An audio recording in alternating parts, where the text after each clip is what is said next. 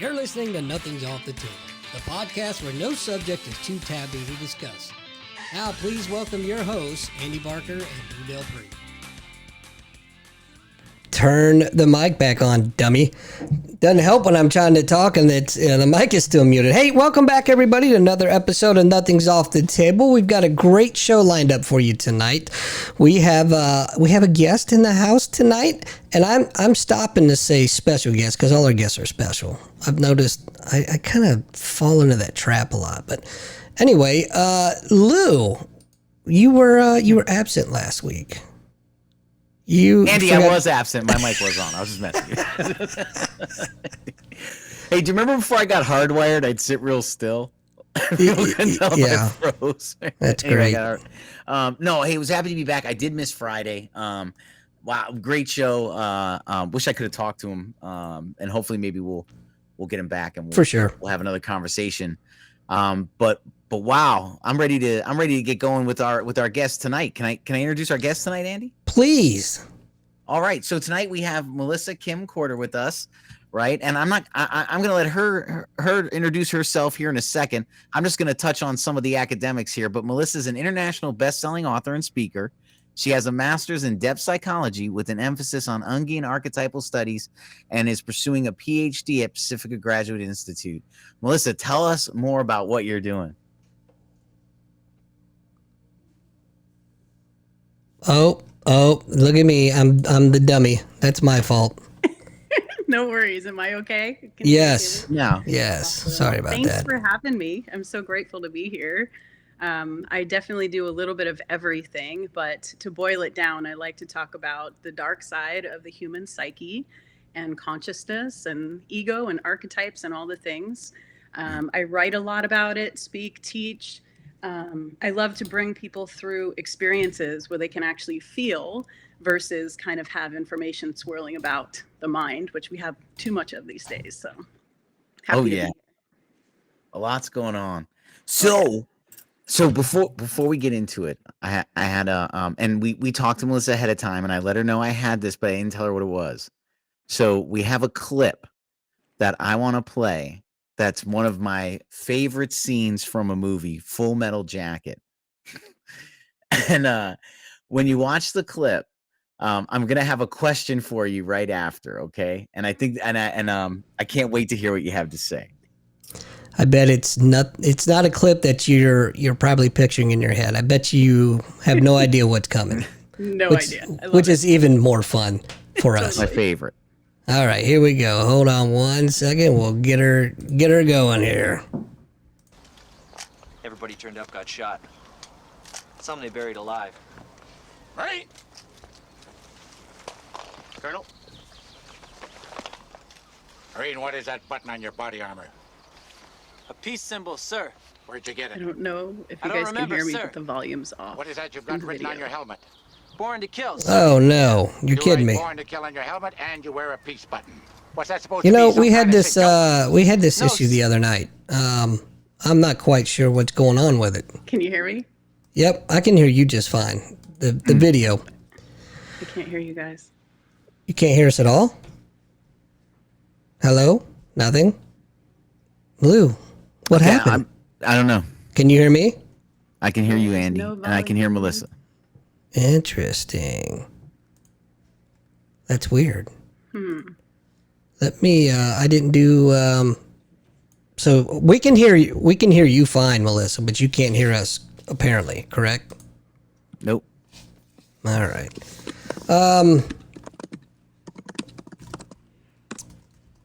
Wow, that's so weird.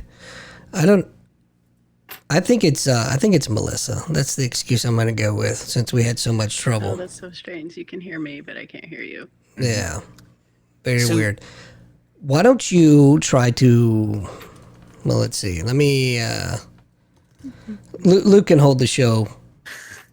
So basically, if you couldn't hear the clip, what was happening was it's the scene in Full Metal Jacket where Private Joker's interviewing after a big battle occurred, and you have the general who comes over and says, "Hey, what's going on? You know, you have a peace symbol on your lapel."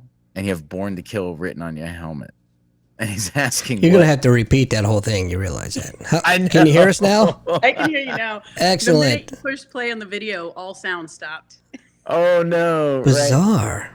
Right. Huh. So that's all right. So that's the clip where the Colonel notices that Joker has a peace symbol on his lapel, and he has "Born to Kill" written on his helmet.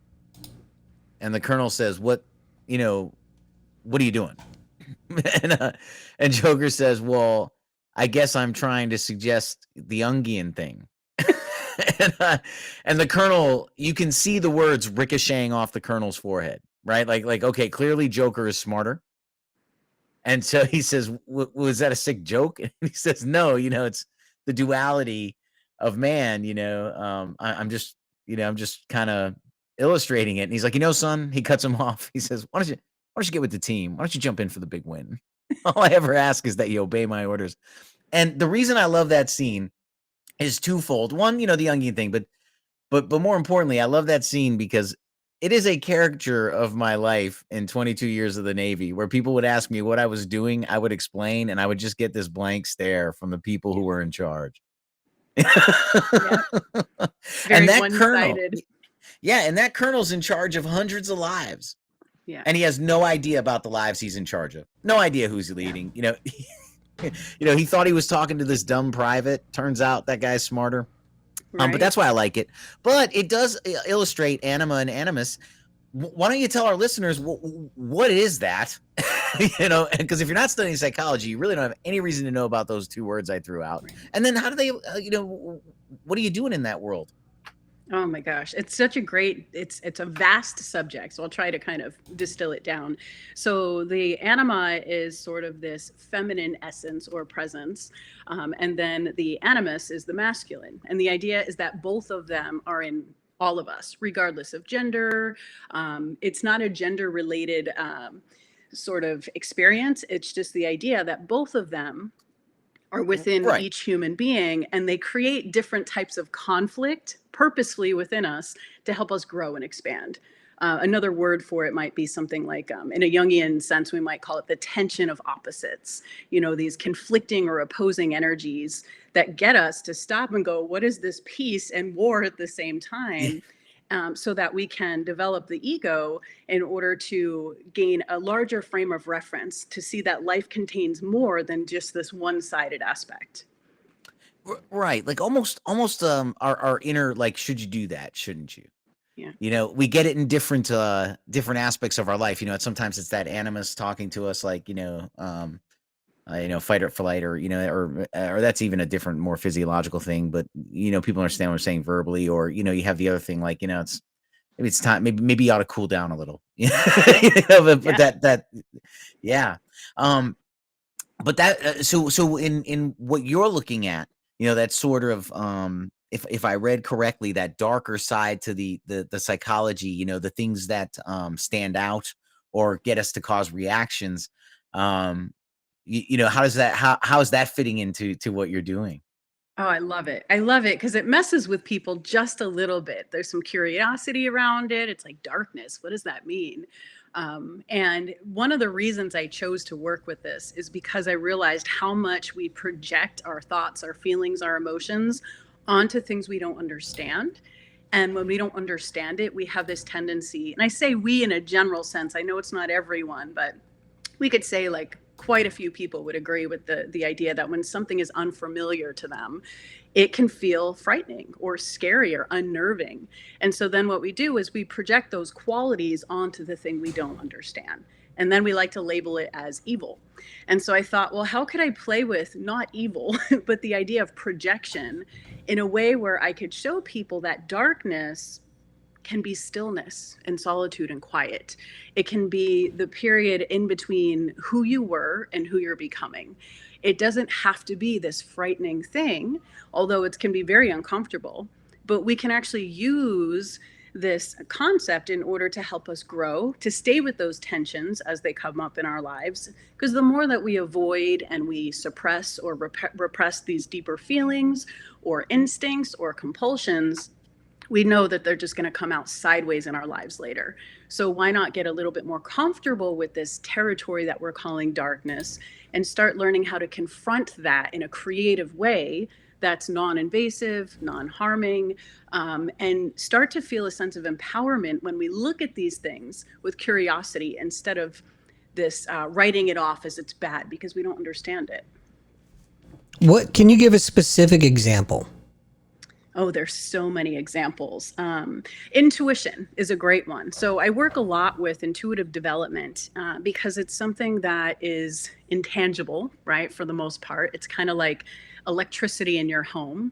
You know that the lights are operating. You know that the refrigerator's running. You know that there's this force that's there that you're able to utilize, and you pay a lot of money for it. So it's real, but you can't really capture it. You can't really touch it or harness it in a way to identify it. But we all agree and believe on it, or believe in it, I should say. Intuition is very much the same kind of a thing. And it's not necessarily about a certain religion or a certain mindset or anything like that. It's more of just this knowing that we have, and being able to work with that can help us to trust our decisions. When something feels off, we can listen to that and learn from it. But what happens is some people wrap up the idea of intuition also into something that is very Hollywood-like, things we'll see on TV, like Poltergeist or something where it's like externalized as a ghost or a scary, frightening force. But the truth is, it's just another tool within us that we can use. But when we deny our instincts, when we deny our compulsions, even some of the parts of us that we don't feel really comfortable with, who might have addictions or behaviors that we're not proud of, the more we bump up against that and try to push it down, it's just going to come out. So we can learn how to use these things in a way that actually better our lives instead of trying to sabotage everything we're doing. So I like to use intuition as an example, but there's a lot of different things. It can be, there's this phenomenon, we all do this, where we'll meet someone or we'll have a relationship in our lives where we're like, man, that person drives me crazy. I can't stand them, or I don't like them, or whatever it is. And what we're not seeing, we have this blind spot within us to our own qualities that are probably more similar within us than we're willing to recognize. And so it comes out in a way where we can see it. So it's taking whatever's going on within us and projecting it into the outer world. And so we have these relationships or moments with people in, let's say, the supermarket or the parking lot. And it's like this agitation rises up or some other type of emotion. And instead of questioning that, going, why am I bothered by this person or this situation, we point at them and make it about them. And the idea of looking a little closer into the darkness, into the misunderstood, into the uncertainty, is that you actually will gain a deeper understanding of who you are and realize it has nothing to do with that other person. I feel like I'm being judged for some reason. I don't know why. Maybe it's maybe I'm projecting my inner guilt out on the atmosphere or something. Well, but go ahead, Lou. He doth protest too much, right? Or maybe I'm just harboring some inner intense feelings. I feel like I'm sitting in with my psychotherapist right now. Actually, none of these are bad things, mind you. So you are pursuing your doctorate, correct? Mm-hmm. Yes. How is that? Yeah. It's intense. The hardest thing I've ever done in my life. It's crazy. It's one of those situations where you think you're losing your mind a little bit, and then you realize, oh, that's what they wanted. They wanted you to literally lose your mind to become someone else.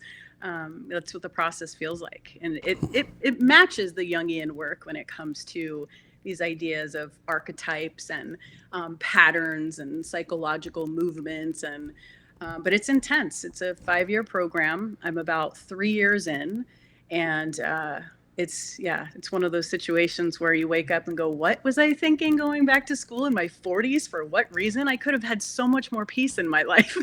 Girl, let me tell you, I know exactly how you feel, because I just started going back to school myself. I'm going for my master's, and I'm in my 50s, and I don't know what the hell I was thinking. But Google it's probably Scholar. also a wonderful thing too, right? It's probably like on some level you're going, okay, this is probably great. Maybe. I'll let you know in a year. Once I graduate. Right now I can't see the light. I'm actually very frustrated with my textbook, but that's besides the point. That's for a whole different topic and a whole I was different gonna show. say, I'm like, we could work with that, but No, we don't want to bore anybody. Just me whining. But this is some fascinating stuff. So talk to me more about the darkness. oh, so one thing that I think I love to talk about when it comes to darkness is how misunderstood it is, where some people feel uncomfortable. And I use this metaphor where I talk about, and it's a true situation, but I use it as a metaphor. So the situation, it's a brief story, but when I was a kid, I was fascinated with other people's basements, and they thought I was a little bit of a weirdo because I wanted to go into their basement and look around and see what was in there. And I didn't have one, right? So it was like this mysterious thing of like, what's down there? And I grew up on the East Coast, so the basements are stone walls, there's moss and water and probably who knows what's going on, right? So they're a little creepy and dingy. But I saw that as an opportunity to go find things, to go look for like hidden treasure. And not that I ever found any, but I certainly was just mesmerized by what people had, photographs, things from their lineage, their history, weird antiques. And so anyhow, that metaphor, I didn't know this until probably just a few years ago. But the idea of the basement in the Jungian world, it's a symbol for the unconscious, the deepest part that we can never fully know within us. So we can explore it, we can look at it, we can work with it, and we will never know it all. We'll never get to the end of it. And there's something about that that's incredibly frightening and fascinating at the same time. And what I like to talk about when it comes to the dark part of this is that it isn't just about the things we don't like. It's unexpressed talents. It's also gifts and skills and experiences we just haven't even had yet. There's things we haven't discovered about ourselves. So it isn't just about dealing with the negative and the emotions and processing all of that. It's also what am I becoming? What more is there to my personality? Maybe there's a new hobby or something that I'm about to fall in love with and experience, so it's the unknown, but it's not just unknown in the negative sense, but also in like the mystery of what's to come. And when we start to look at that and talk about that part of it, it somehow makes some of the other things that might also be there seem a little less daunting for people. We see this a lot with like certain types of trauma work where there's repressed memories or feelings or experiences. And if you can creatively work with people using these metaphors, even just like the basement experience, that was actually a journey of authenticity for me. I just didn't know that was happening because I thought I was this weird little kid and everybody was like, stop it. They're embarrassed. Like, no, you're not going to go in the basement. What's wrong with you? But now fast forward, and I'm like, are you kidding me? All I've done my entire career is hunt around in the basements of other people and bring that forward and show them that it's okay. It's safe. You're going to find things in here that you actually love and you just didn't even know it. And I think there's something really beautiful about that. So when you said it could be housing hidden talents, essentially what you're saying is that light just hasn't been shed upon that yet.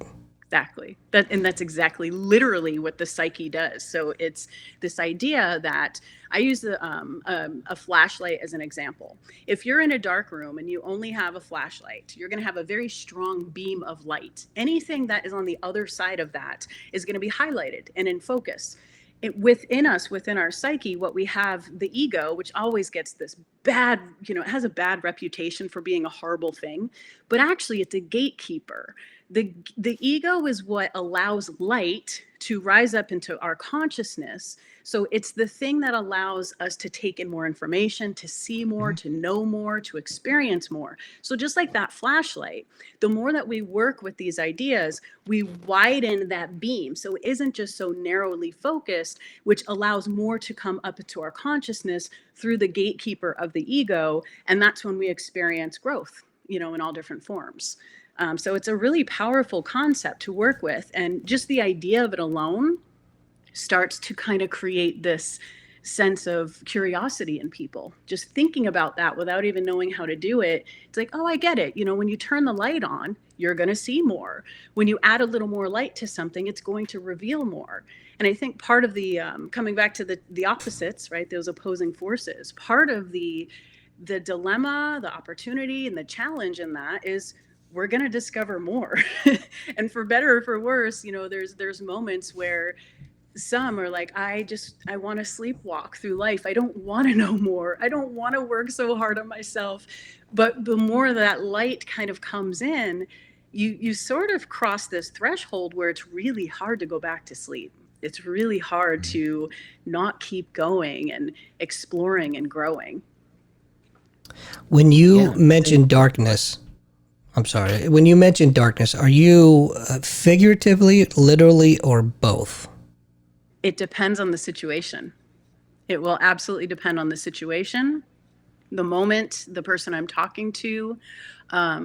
Back to sort of referencing something I was speaking about earlier, with when I'm working with clients or in a situation where we're learning to help them slow down. Let's say they're in their heads and they're extremely caught up, let's say ruminating, right? Just overthinking and focusing on something that is just not helping them or serving them. When we think about that, there's this aversion to stillness. They might have to be busy all the time. They might need to fill their lives with drama or situations or be caring for other people, because slowing down and looking within themselves might be frightening. Or for some, they just don't even know how. It wasn't a part of something they were exposed to or learned about. So darkness can be stillness. It can be silence in a powerful, beautiful way. Even in a little bit more of an edgy way, if you take silence and we think more of solitude, that can be very triggering for people depending on what it is that's developing within them. So it's a broad term. I use it in a lot of different ways. So I think of it having lots of different shades and tones to it. It isn't necessarily representative of just one thing. Just like if somebody says, well, what is light or what is the soul, right? There might be various perspectives depending on who we are, our ancestry, our belief systems. I see darkness as the same way. It's often reflecting what it is we're placing upon it in that experience. Interesting. Lou, did you have a question? It was, I was just going to mention, are you familiar with the work Deepak Chopra had? Yeah. So later on, he sort of, I want to say, I guess, got ahead of his own cart. But I liked a lot of his earlier books and a lot of the questioning and, sort of not saying this is the only answer, but, you may want to look here. But he did talk a lot about darkness and finding your inner voice. And in the book Unconditional Life, which is one of his earlier books, and it talked about in the quiet darkness, finding your unique sound, and then being able to focus on that sound to help you focus on resting for your meditation. And it took me a while, but mine, and don't laugh, but it sounds like tinnitus. but when I'm quiet and and I can focus and meditate on the darkness and hear my sound and focus on that to help remove the distractions.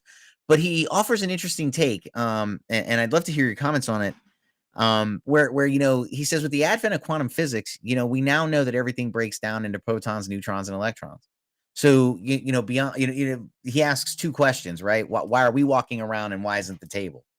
That's protons, neutrons, right? Yeah. Electrons. So he says, so that's one reason to look at the spiritual, right? There's no difference under the microscope between the two of us, at a quantum level.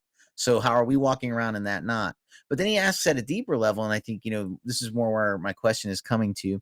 What's the difference between my feet and a firewalker's feet? Hmm. How are they able to do that and we are not? And I think a lot of that has to do with, like you said, like the psyche, the mental, the drive, the focus. Absolutely. I love that. That's a great book to refer to. I'm going to have to go back and reread that. It's been a long time, but it's kind of interesting how fitting that is with the solitude and the quiet, and that, Mhm. The mention of darkness. And it is something to think about, why someone can, the firewalker feat, why one person will have one experience versus Yeah. another. Is that the conditioning of their training that allowed their body to work with the flame in that way? Is it something internal going on? And I think there's a lot of components to all of it. I don't think there's a singular answer, but I do think there's a lot of layers. And those layers, I think, are affected by thought and belief and Yes. experience. I do believe there's an animating force when we think about the human versus the table. And that doesn't mean that the table isn't maybe perhaps alive in its own way, as some would argue, but it certainly isn't communicating with us on our frequency. But how Right. do we know Right. that table isn't talking to all the other tables? Like, maybe, I don't know. Maybe they've got their own frequency language. I don't know. But there is an animating force, I believe in, that sort of differentiates some of those things. That's my best guess, which is, I don't know. I don't know. And I kind of like that I don't know. There's a bit of mystery, a mystery to that. And I'm cautious with things that we've made so definitive. It doesn't really leave any room for another opinion or another way of seeing it, or even for us to shift in how we think and feel and believe. And I know there's things that I say today that I wouldn't have said 5 years ago. There's things that I taught 5 years ago that I kind of go, oh my gosh, I can't believe I said that. So it's, Yeah. it's this idea that we're unfolding. I really feel that. I think we're unfolding, which ties into the Jungian perspective also of this idea of individuation, which is we're becoming our own individuals. So Yes. darkness in a way can also lead us to discovering authenticity. So can the light. It's, it's not an either or, it's both. I just think there's different times where one or the other can serve us, depending on who we are and what we're going through.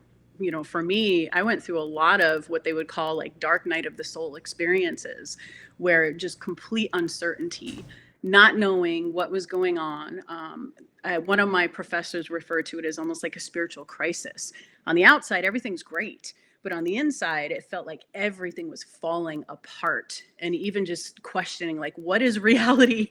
Think of the table and the human, right? All those deep questions started to actually become overwhelming for where I was. And so learning how to make peace with the dark, meaning at that time, what it meant was all of the stuff that was coming up that I had been running from for at least 20 years, and learning how to be with it. And it wasn't even about memories. It wasn't about specific incidents. It was just the idea of suppression in general, and going, I wonder what life would be like if I just stopped running from this and turned and faced it.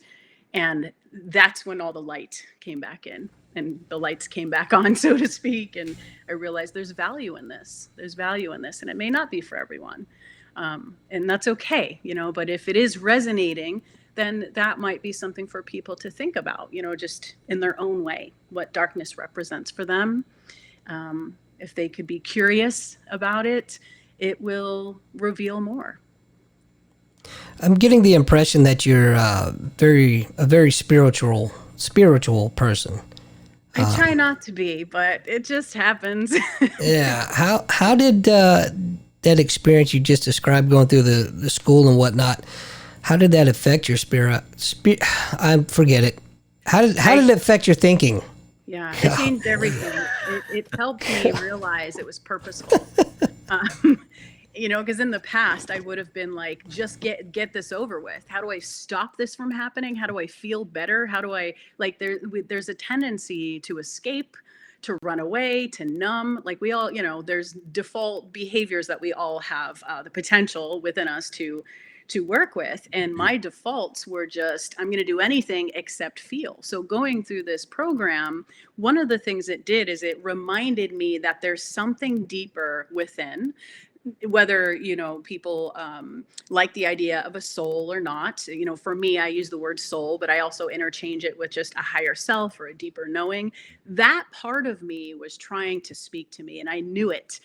There was a knowing. There was just these experiences that kept happening. Nothing crazy. There weren't some weird like angels floating down from the sky, or none of the stuff that people really sometimes glamorize a little bit. It was more of just this inner pull, like just keep going, keep going. And then in school, we were learning about something they call like an archetypal death, which is when the ego realizes, it has a realization, not thinking the way we do, but just in the terms of like the metaphor. Think of it as like the sun when it starts to set and it moves down into the ocean. That's sort of the same in how the ego will move down closer to the unconscious. But between the ego and the unconscious, we have a true self. And I should say, this is based on the psyche, the model of the psyche in depth psychology, and where when this chaos is going on inside, whatever that chaos is. For me, it was these deep feelings. There was grief that I hadn't processed, a lot of emotion, and it felt like I was dying. I felt like I was dying, and what I kept reminding myself of is this is the death. And the rebirth always follows the death. And so what can you do to regulate your nervous system, to move through it without running away? Because it's essential, it's necessary. And they believe that we all go through this at some point. Some people will experience this a few times in their life, depending on the growth of the ego. But what it does is it moves its orientation from the outer world, from the job, the money, the labels, what society expects of us. What's happening is a breakdown of those things, and it's reorienting towards the deeper self. And that's when all of a sudden we start asking other questions. What is essential? What do I want to do with this life? Whether those questions sort of are coming in or moving through us, or we're just creating them. But that's what the actual process was. And then there's physical, mental, emotional sort of experiences of that. And it's different for every person. But the same thing that tends to kind of be the process for most people is that shift of ego to self. And it can be painful. It's when we might lose people in our lives necessarily. And it's actually a beautiful thing. They're just... we're changing, we're shifting, and we're growing, but it doesn't feel, it's not fun. No, but it's okay. Lighthearted experience. So. Right. But I think, and I think what's important is, for people to know, it's okay to change your mind. It's okay. Yes. It's okay to learn, grow, and change your mind. It's what we're supposed to do. You don't have to cling to a belief that you now have learned may not actually be applicable here. Yes, exactly. But yeah, you don't have to die on a hill. It's okay to change your mind. It's okay to grow. It's okay to read books and learn. These things are okay. It's what adults do. We change our minds. We move as we learn. And this is fascinating, Melissa. I'll tell you, especially the darkness portions of it. I mean, I think there's a ton of work that can be done looking into this stuff. Now, will your doctorate allow you to dive into that? Oh, yeah. So I actually, next week, I begin another part of my program, which is the dissertation development. And this is where we start really honing in on what our topic is going to be for this huge undertaking. The dissertation process, I mean, we have to write a 20-page paper about what we're thinking about writing. So it's intense. It's a couple hundred pages that's expected. And one of the things I loved about Carl Jung, which ties into what we're talking about here, is that I don't have the direct quote in front of me, but he said something about how and I just found this, which makes this all sort of more synchronistic and wonderful. But he had this quote about learning to study the darkness in himself so he can understand the darkness in others. And then there's a longer passage in one of the books where he goes on to say there's enough people studying the light. We need people studying the dark. It's both. And my whole entire, like, I read that and I felt this relief. Because I'll be honest, there's moments where I was like, what am I doing? Talking about darkness, I'm going to be judged and ripped apart. They're going to tell me like I'm, that I'm basically believing in evil and all these things, right? Because it's a little edgy depending on the subject matter. I read that though, and I just felt this sense of keep going. There's something to this. Now, the darker side, I will say, to this is part of what has helped me develop a lot of theories and understanding and the capacity to hold more light is also learning about psychopathy and studying psychopathic behavior. And that's something I've done for quite some time. Even at a really early age, I wanted to be a detective and a criminal profiler. I mean, that terminology wasn't there at the time. But I really wanted to study these crazy people because I wanted to know why they do what they do. Not condoning behavior, but if we can understand it, maybe we can do something about it. And I ended up just following that path. So fast forward, here we are, and I have a strong, I don't have the topic just yet, but a pretty clear idea that I will be working with the idea of psychopathy and soul loss, which is a whole other thing, but that's in the shamanic traditions. There's this idea of soul loss, and I want to compare the studies and the research on soul loss versus psychopathy, where there's a different belief around what is a psychopath? Is the soul involved? These questions that we can't really answer, but through tracing the behaviors and the actions, we can gain more clarity. And then there's also brain research showing that, the whole nature, nurture, that whole thing. But there's a lot of pieces to this that by me learning how to be with my own darkness, the part of me that's drawn to the weird stuff, the very, my mother used to call me Wednesday Addams when I was a kid. Like I was even as a young kid, like just into all the weird stuff. I would play games with oh my gosh, these poor neighborhood kids. Like I just put them through hell. But I would drag them over to the house and be like, we're going in the bathroom and we're playing Bloody Mary. And these little kids are like, what do you mean? What's Bloody Mary? And I'm like, shut up. The Ouija board. Don't look in the mirror. Like it was bad. I was just like, I was into all of like the horror movies and all the stuff. But I wanted to be an FBI agent. Like I really thought that's what I was going to do. Fast forward, and here I am working with darkness in a completely different way. But my other thing around this is I don't study these things because I get any kind of sense of, I don't have a sense of gratification around it in a sick way. It's more of the idea of the more we can learn and know, the more we can help keep people safe.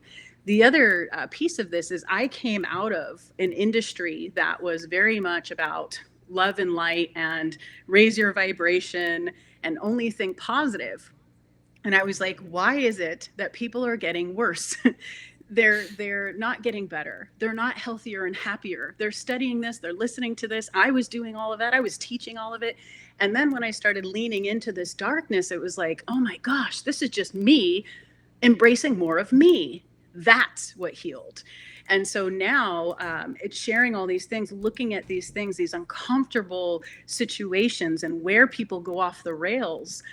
I start to like see where what I even used to label as evil. It's like, oh, I see neurosis here, or I see whatever, right? There's different patterns. So it's even shifting my own view of darkness and how I was judging people or criminals or, but the idea is tying it into those industries and coming out of that work.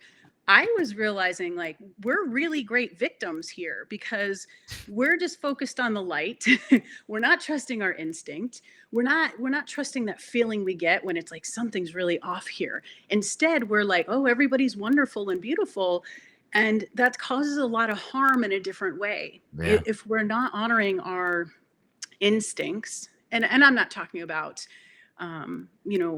I'm basically just saying that the more that we trust intuition and we learn to understand that ego orientation to the deeper self, there's a natural process of unfolding that happens, and we'll just have these subtle feelings or larger feelings, and we can pay attention to them, and then we can make decisions based on that, which will help people to not get involved with certain types of personalities, narcissism, psychopathy. So I want to sort of work in that territory to say, it's okay for you to lean in to this, to strengthen the ego, to understand that not everybody has the best intentions. We don't want to live in fear, but we also don't want to be blind to the fact that we have to be discerning about who we spend our time with, who we share ourselves with in different ways. And that's something that's really important, because I feel like there's a tendency to only focus on the light, and that can cause a lot of harm in its own way too. So that's sure. So there's a no, you're good. So there, I wanted to let you know, if you never, I've watched it like 4 times. There's a documentary on YouTube, How to Protect Yourself from a Psychopath. Oh, interesting. I love it. I love it because of the visuals. It's very low budget. And the best. And I wish I knew how to do it. But there's a portion in there where he talks about psychopaths just view failure differently. It's it's never their fault. It's everyone around them. Because one of the places to protect yourself from a psychopath is the corporate, workplace. And I took that, and being a thinking adult, applied it in a positive manner in my life, where I started to, hey, wait a minute, I need to view failure differently. Yes. And I really like the Andy and I are Brazilian Jiu-Jitsu practitioners. I'm a lot better. Whatever. I'm a lot thinner. No, not even that anymore. But anyway, in jiu-jitsu, right? What do they say, Andy? They say win or learn, right? It's not win or lose. It's win or learn, and that's a way of viewing failure differently. It doesn't have to be in a psychopathic manner. Right. I just had this discussion yesterday with someone. That exact discussion, Lou. You either win or you learn, and I told him I'm highly educated at this point. Right. Earth school, right? That's where we're at. Yeah. That's how it works. So I was going to ask you, who's your favorite serial killer? I have one. If you want me to go first, I'll go first. You go first. I'll go first. Okay. Belle Gunness. Have you heard of her? Ooh. Oh, I know the name, but I don't know the number story. one woman serial killer in the world. Interesting. And I got a book on. When I heard it, I thought, this is insane, right? So I got a book on her I listened to 2 years ago. Yeah. Wow. Yeah, I think she's a horrible human being, but in the realm of how the crimes were committed, I think just a genius. Right. That's the thing right there. That's exactly what we need to look at.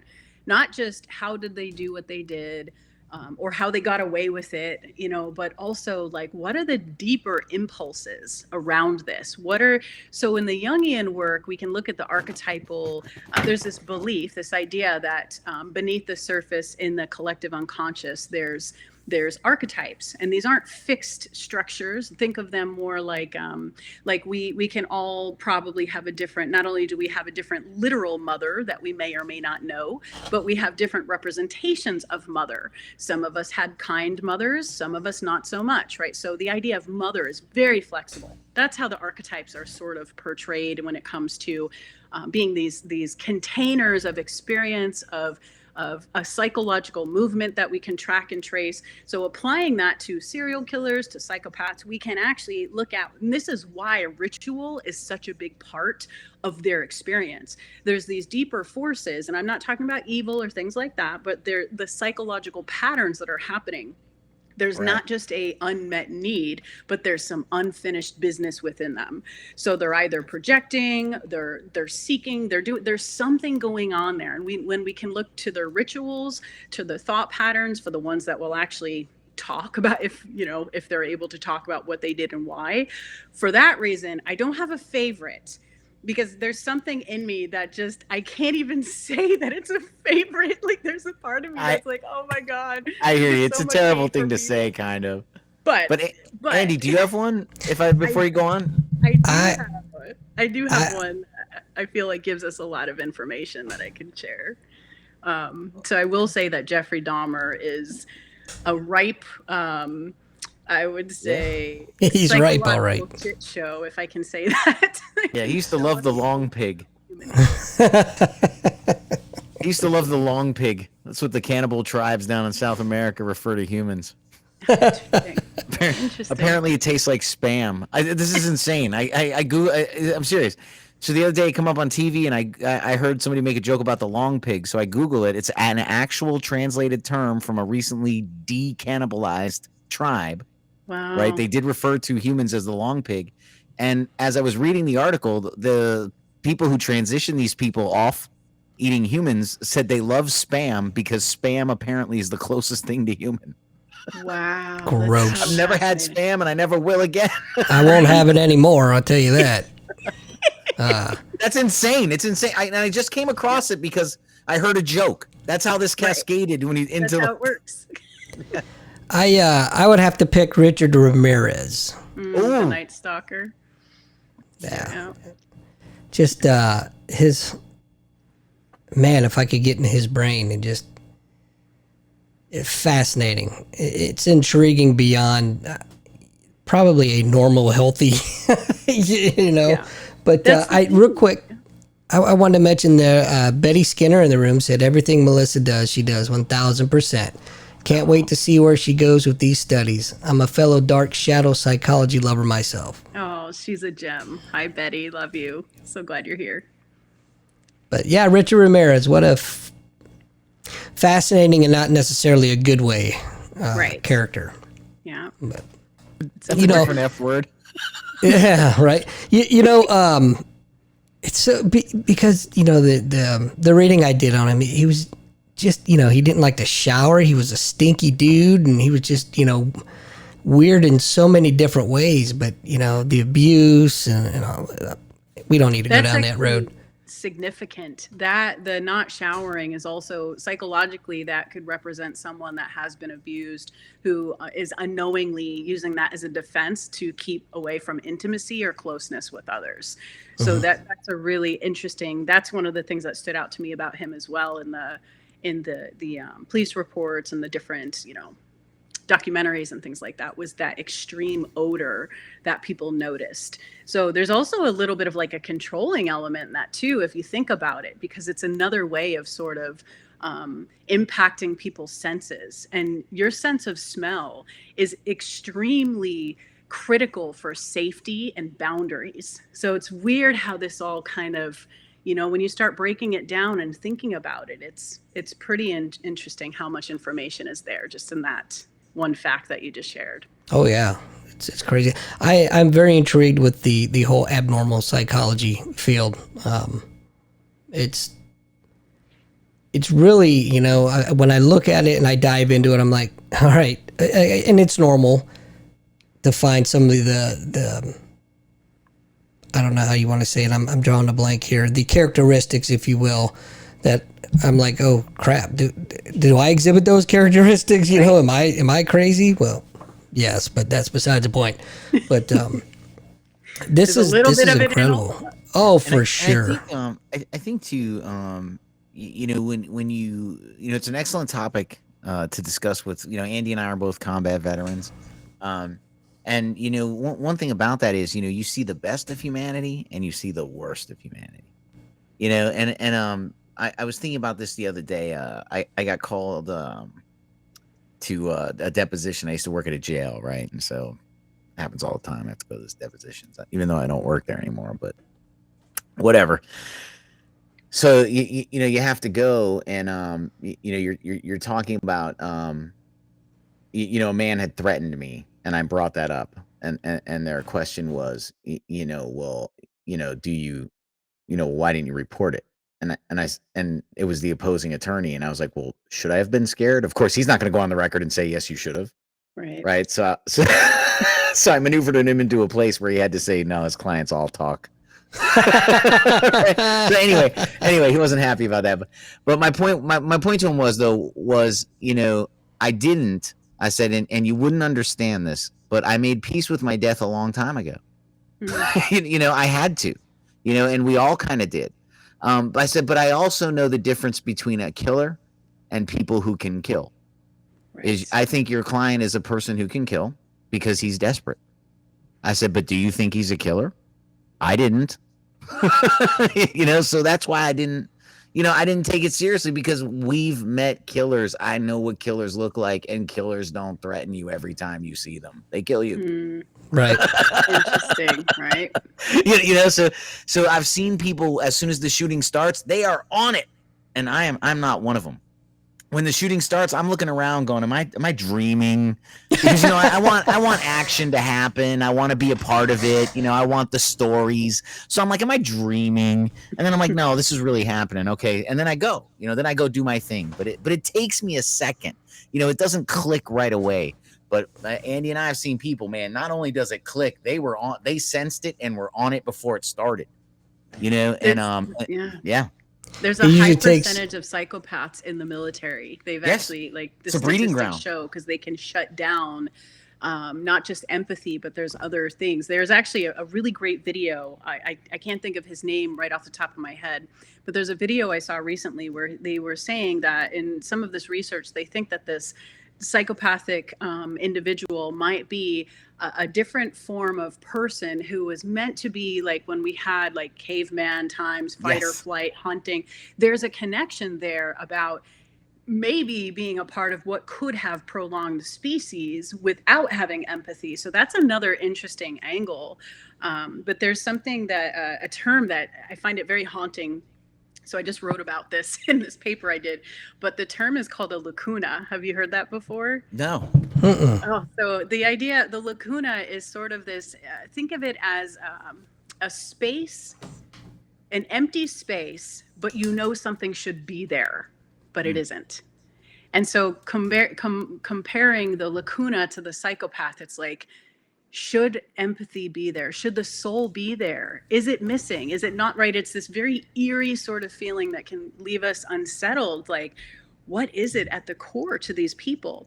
One of the videos I also saw, I thought it was brilliant. The guy was like, it's really difficult for us to study them because they need to study them in the wild, like right out in the world, because when they're right, you don't know always who's honest, who's telling the truth, what's part of the act, right? And it's difficult for them to actually give like true accounts. So then it's like, okay, well, what the information we are getting in this research, how much of that is narcissism versus psychopathy, right? And there's these really interesting things I never ever thought I would want to know about a human being that come across when you start studying this stuff and peeling back the layers. But lacuna, I don't know, that just gives me the creeps in like a really interesting way. So naturally I got to research it. See, and talking about this makes me go back and wonder, do I not have some psychopathic tendencies because of the ability, like Lou was saying, when rounds are coming down range, you just go into a different mode. Mm-hmm. Especially when you get that first hypersonic, supersonic crack right by your ear. That'll wake you up. The overpressure. Yeah. But that's look at the time. I know, so crazy. It is. Hey, Melissa, don't go anywhere when we end the show and cut the stream. Stay here, so we can thank you afterwards as well. But a big public thank you for coming out here before we get into our segment. Thanks so much. What a fascinating conversation. Indeed. Thank you guys. I love getting to talk about this anytime. I really enjoyed it. Lou, I'm going to put you on the spotlight here. Yeah. Let's do it. Let's do it. What you got for us in our Veterans Helping Veterans segment? For Veterans Helping Veterans, we're going to go with a nice one that's near and dear to my heart. It's the Marine Raider Foundation. MarineRaiderFoundation.org. You can head over there. And as is illustrated on their website, the Marine Raider Foundation is a 501c3 nonprofit organization established in 2012 to provide benevolent support to active duty and medically retired Marine Raiders and their families, World War II Marine Raiders, and the families of Raiders who have lost their lives in service to our nation. The foundation aims to meet needs unmet by the government with an emphasis on building personal and family resilience and supporting the full reintegration of wounded, ill, injured, and transitioning Raiders, their families, and MARSOC's Gold Star families. I would like to say they're very active on social media. They do a lot of good. They keep every month they honor a different Marine, who passed. You'll see them on Twitter and various other things, but they're also doing a lot with the families when our Marines are coming home, and the Raider Foundation, high degree of KIA in that type of unit. So we always like to support them and their families. So check out the MarineRaiderFoundation.org. Indeed, sir. Thank you so much for that. It's a funny thing. I was driving down the road yesterday, and I saw a Recon Jack sticker on the back of a dude's Jeep. And I pulled up next to him. I said, "Hey, you a Recon Marine?" And he's like, "Yeah, I retired." I'm like, said, "Hey, how you doing, brother? Man, it's been a long time, And then I said, "Yeah, I was." He goes, "Are you a Marine?" I said, "No, I was a Doc." He goes, "Oh, okay." I said, "I was in Alpha Company 3rd Recon many years ago." And he goes, "Oh man, Alpha Company, man, they've been disbanded for a while." I said, "Yeah, thanks for making me feel older, buddy." Right. But anyway, fascinating show tonight. I really enjoyed it. Melissa, thank you so much. Like Lou said, stick around. I'm going to bring us out, and then once we're clear, we'll talk the real smack. Anyway, ladies and gentlemen, thank you for tuning in. Betty, thank you for joining us this evening. That was nice of you to make a comment, and we will see you guys next week.